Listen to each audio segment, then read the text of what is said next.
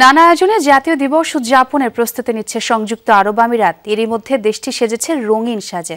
আগামী 2 ডিসেম্বর দেশটি পালন করবে 54তম জাতীয় দিবস বা ঈদ আল ইতিহাদ। দিনটিতে থাকে আরব সংস্কৃতির নানা আয়োজন। শপিং মলগুলোতে দেয়া হয় বিশেষ ছাড়। স্থানীয়দের পাশাপাশি উৎসবে মাতেন প্রবাসী বাংলাদেশিরাও। সংযুক্ত আরব আমিরাত থেকে সহকর্মী মেহেদী রুবেলের প্রতিবেদনে থাকছে বিস্তারিত। আগামী 2 ডিসেম্বর জাতীয় দিবসকে সামনে রেখে সংযুক্ত আরব আমিরাত সেজেছে নানা রঙে। রাজধানী আবুধাবি থেকে শুরু করে দুবাই, শারজাহ, ফুজাইরা সহ অন্যান্য প্রদেশেও উৎসবের আমেজ। দিনটি উদযাপনে পিছিয়ে নেই প্রবাসী বাংলাদেশিরাও। বাংলাদেশ সমিতি ফুজাইরার উদ্যোগে সংগঠনটির অফিস প্রাঙ্গণেও প্রতি বছর পালিত হয় দিনটি। জাতীয় দিবস উদযাপনে আমিরাতের শপিং মল, প্রধান সড়ক, স্কুল, কলেজ সহ বিভিন্ন প্রতিষ্ঠানকে ফেস্টুন, বেলুন এবং জাতীয় পতাকা দিয়ে সজ্জিত করা হয়।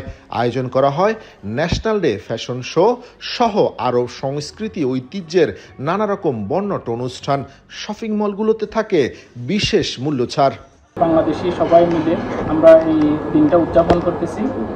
পাশাপাশি আমাদের যারা এই দেশে বসবাস করি সবার এই দেশের আইন কানুন নিয়ম কানুনগুলো মেনে চলা উচিত বলে আমি মনে করি। নিরাপত্তা অথবা পারিবারিক বন্ধনের ক্ষেত্রে তারা যে বিভিন্ন উদ্যোগ নিয়েছে, অ্যাওয়ারনেস প্রোগ্রামগুলো করছে, এই জন্য আমি সরকারকে ধন্যবাদ জানাই। তো এই দেশের ন্যাশনাল ডে উপলক্ষে আমরা অনেক হ্যাপি। এই দেশে আমরা আছি, ভালোভাবে থাকতে করতেছি, এর জন্য আমরা অনেক অনেক অনেক কৃতজ্ঞ প্রকাশ করছি। বিশেষ এই দিনটিতে বন্দি মুক্তির রীতিও রয়েছে দেশটিতে। প্রতি বছরের মতো এবছরেও প্রেসিডেন্ট শেখ মোহাম্মদ বিন জায়েদ আল নাহিয়ানের নির্দেশে বিভিন্ন দেশের 2937 জন বন্দীকে মুক্তি দেওয়া হচ্ছে। মুক্তি পাবে মোট 6500 জন বন্দী।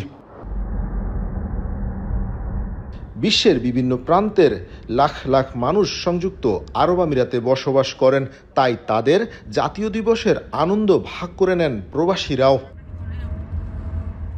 মেহেদী রুবেল, যমুনা নিউজ, সংযুক্ত আরব আমিরাত।